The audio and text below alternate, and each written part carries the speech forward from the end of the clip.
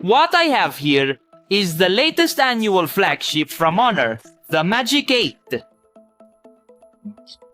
Honor Magic 8. First, let's look at the front. The four sides are equally narrow, no problem at all. Then looking at the side, it's a completely flat screen with a pure flat design on both front and back. Here, there's an AI button on the same side as the power and volume buttons. I want to highlight the back, which is very different from the previous generation. It has a completely flat design with no protrusions, except for the camera.